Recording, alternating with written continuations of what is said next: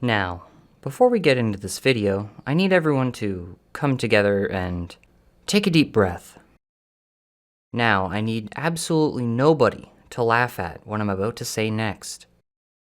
I chose Kandarin. No, I told you not to laugh. This region is good, I swear. For what reason, you ask? Well, you see, good day, everybody, and welcome to another video. It has been a minute, and I did not imagine that I would be bringing a Leagues video to you, as previously stated in prior videos. However, my enjoyment of the League thus far has exceeded my expectations. I would even go as far to say it is close to, if not matching, my favorite league, which was the initial Trailblazer or Leagues 2. See, when this league was first announced, I sort of rolled my eyes and sighed, saying, really, another league? Well, I guess it was to be expected. The player count goes through the roof when leagues are around. Looks like people really like their accelerated gains. And it appears I am one of them. So, I wanted to talk about the 3 Echo boss fights located in my areas of Mauritania, Kandarin, and Fremennik.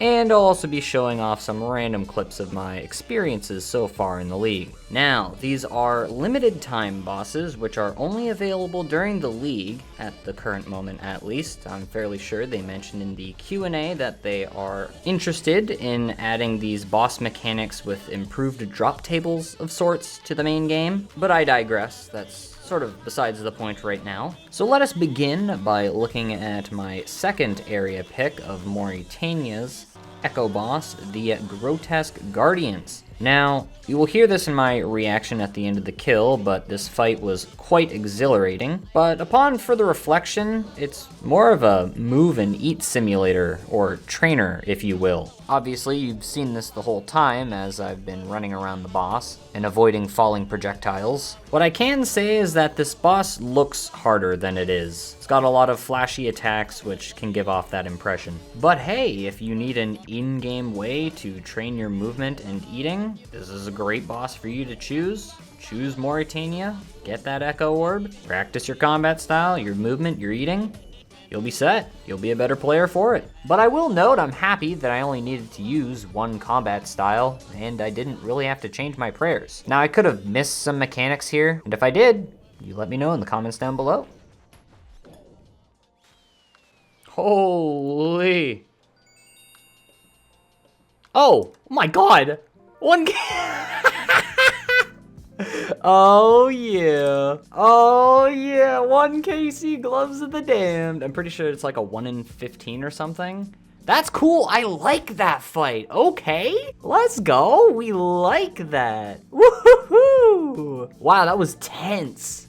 But now we have new best in slot gloves, which is awesome. So later on, I was invited to some hard mode Theater of Blood. What do you know? I'm a support main this league, where I got to showcase the power of full ARAMs with Gloves of the Damned.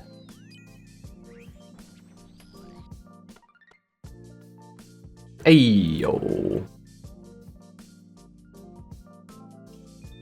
Yo! Holy sh! Yeah, did I mention the whole point of me playing this league was to get the hard mode Tob Dust for my Tob pet that I got in the second league? My league completed. Timikin's Shadow. Yes. Yes. Enjoy. And we want the pet. We want the little Zik.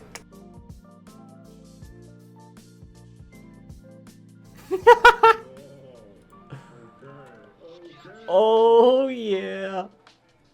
Yeah.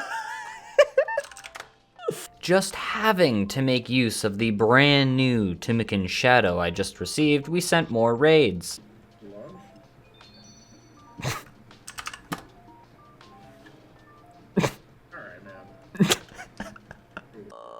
I'm so sorry, Whale. I'm so sorry, bro.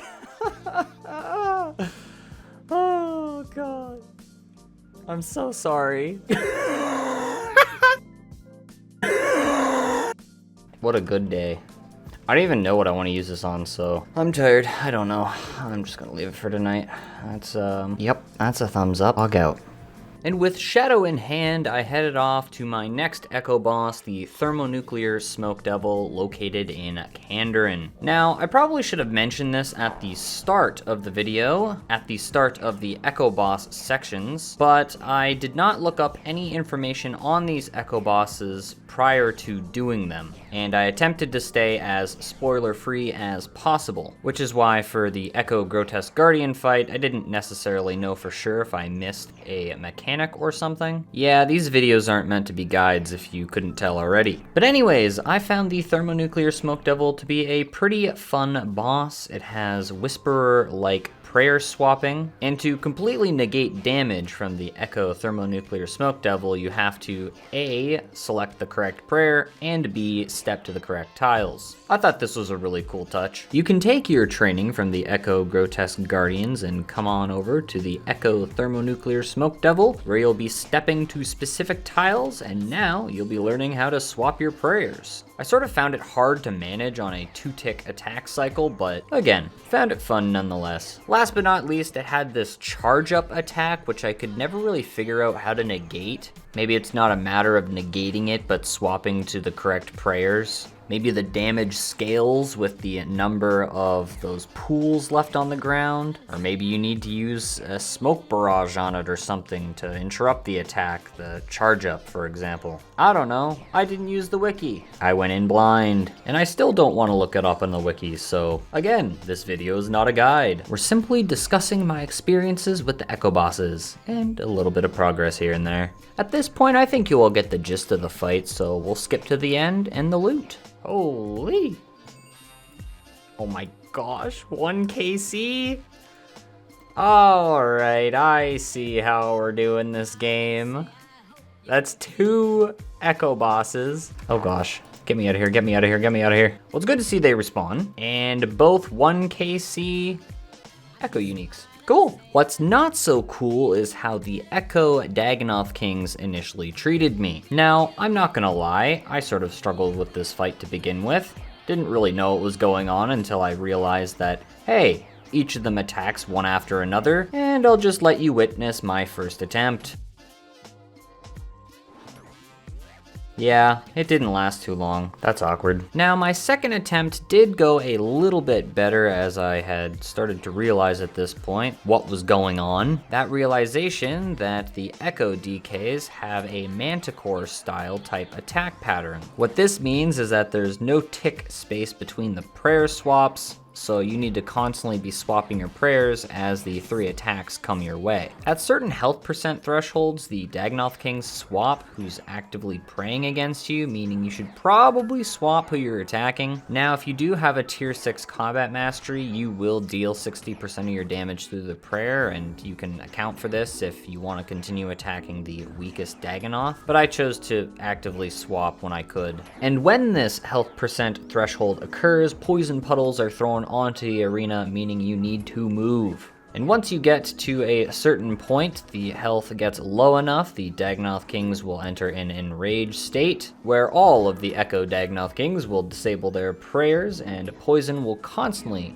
be thrown onto the arena. You then enter this state of swapping your prayers every tick for 3 ticks, and then you move, and repeating that pattern until they're dead. I do have to say this was the hardest of the bunch. I died 4 times, I believe, before getting my first KC on the 5th attempt, as you have to combine all of those mechanics, the movement, the prayer swapping, and if you make a mistake, throwing in trying to eat some food just complicates the whole thing. But once I got it down, this Echo boss genuinely made me feel like I improved as a player, which is why I'm sort of happy that it took me all the way to 50 KC to get both the Amulet of the Monarchs and the Emperor Ring. I really did enjoy my time with these bosses. So if I had to give a bit of a tier list rating, I'd have to say that the Echo DKs was the best experience, the boss that made me feel like I improved the most, the one I enjoyed killing the most, followed by Thermi, and then followed by the Grotesque Guardians. I feel like the Grotesque Guardians fight matched the power level of the gloves. Now don't get me wrong, they're good in certain scenarios, like for example,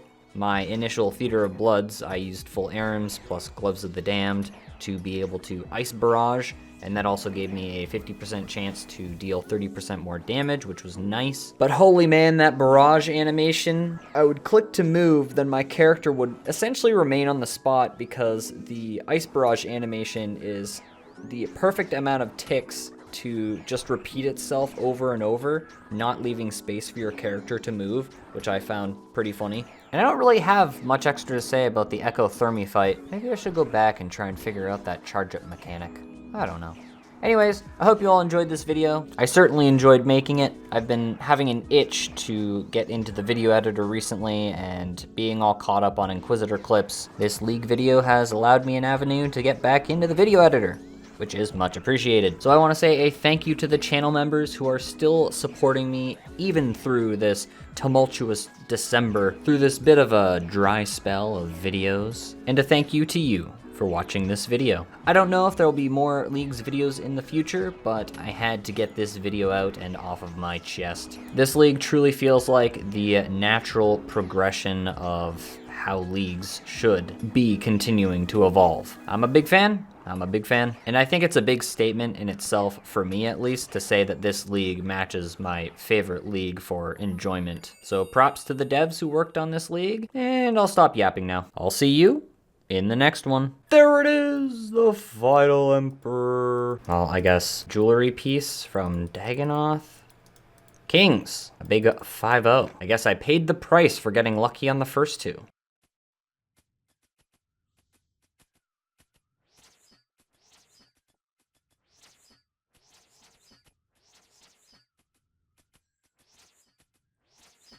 Oh my god, that took like 1 minute. Nice. 200!